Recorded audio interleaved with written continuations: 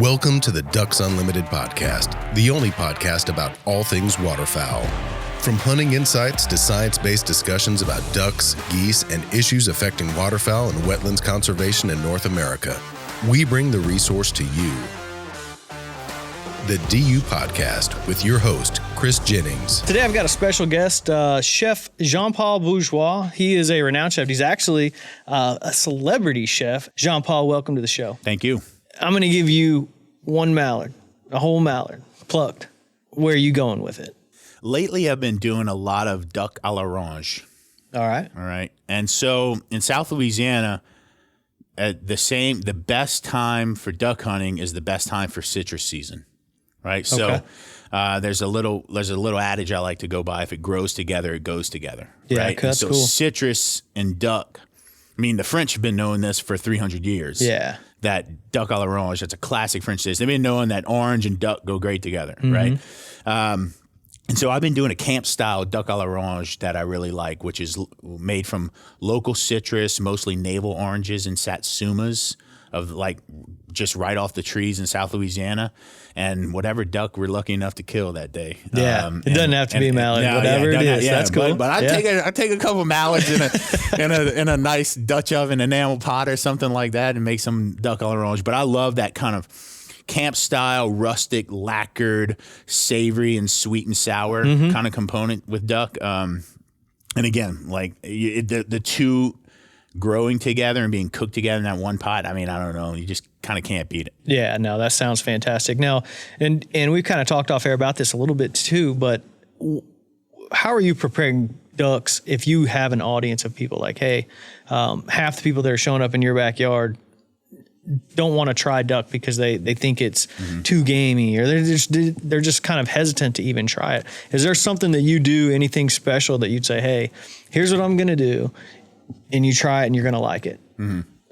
What's that? What's the secret there? Well, I think it's, the whole cliche, know your audience, right? And in New York, I think one of the best dishes I cooked in New York recently with wild duck is a saltimbocca, which is basically I took country ham from North Carolina and I pounded the duck really, really thin.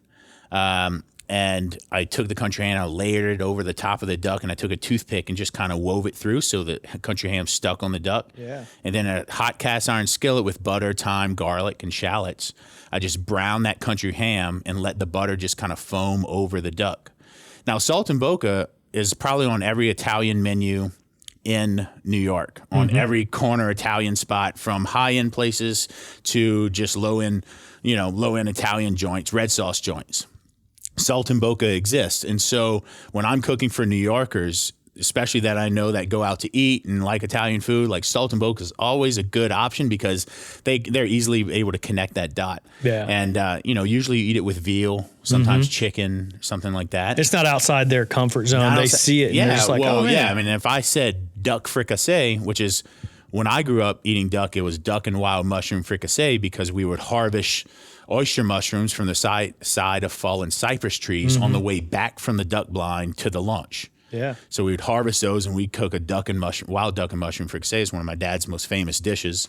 But I knew I just couldn't say, nobody knows what a fricassee is in New York. So, but they know what saltimbocca is. And now I'm able to introduce people to duck and also talk about country ham, which is something that doesn't exist in New York. Oh, really? No, I mean, prosciutto does, right? Yeah.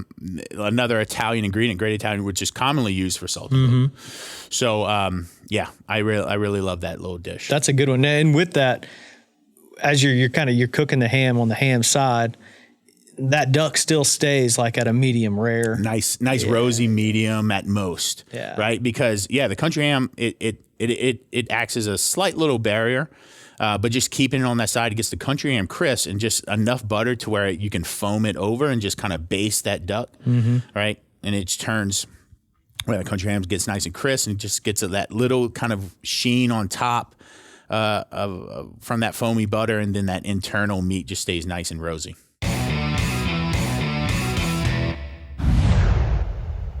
Be the first to know when ducks are on the move. Sign up for DU's waterfowl migration email alerts and receive ongoing in-depth updates on the latest habitat conditions, weather changes, and hunting reports for your flyway. Visit ducks.org/migration alerts. One of the biggest mistakes in cooking wild game, and you hear this a lot with things like octopus, things like wild game, especially, like you even cook it for a very short time, or you cook it so long that it starts to fall apart. Yep.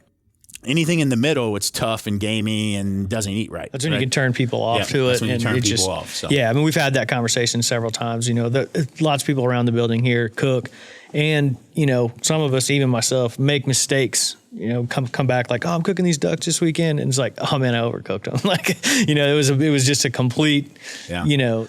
I can remember getting tuna steaks when I was a little boy. Mm-hmm. And so my dad, we hunted so much ducks. And so my point is my dad traded other species for duck because we always had so much. He wasn't a big venison eater. Oh yeah. So slow. If you needed ducks, you needed ducks, you know where to come. Yeah. You come to my house because my dad needed venison, a wild boar, rabbits, or squirrels. Well, I had a friend, his friend went tuna fishing.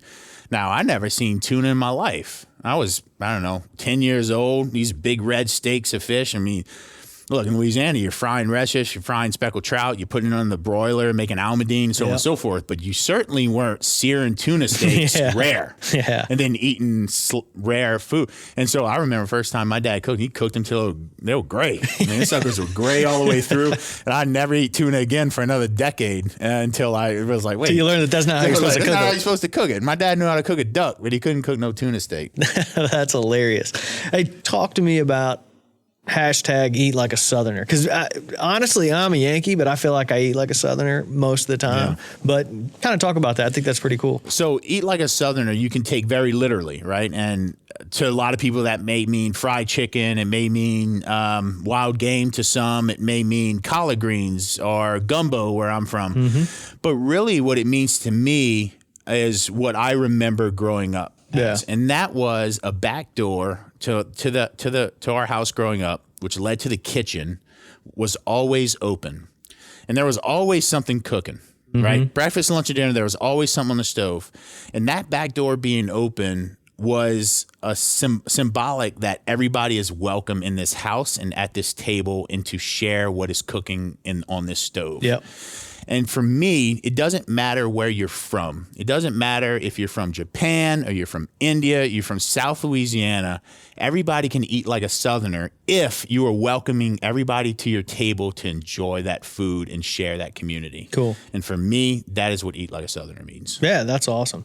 Chef Jean-Paul, thanks again, man. I really appreciate it. Hey, if people want to find some of the recipes that you're doing, where can they look you up?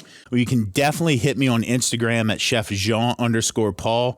Comment, like, whatever, slide into my DMs. I answer all my direct messages, and I'm happy to answer any question on recipes or technique or anything like that. I love sharing recipes. I'm not one of these guys that, really covet recipes. I believe recipes are worth sharing, getting out there and having people cook them. So awesome. Hit me up there. Cool, man. I appreciate it. Thank you. Thank you.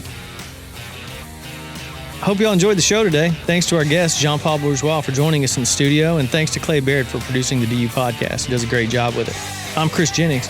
Thanks to all of you for supporting wetlands conservation. Thank you for listening to this episode of the DU Podcast. Be sure to rate, review, and subscribe to the show, and visit www.ducks.org/DU Podcast for resources based on today's topics, as well as access to more episodes. Opinions expressed by guests do not necessarily reflect those of Ducks Unlimited. Until next time, stay tuned to the Ducks.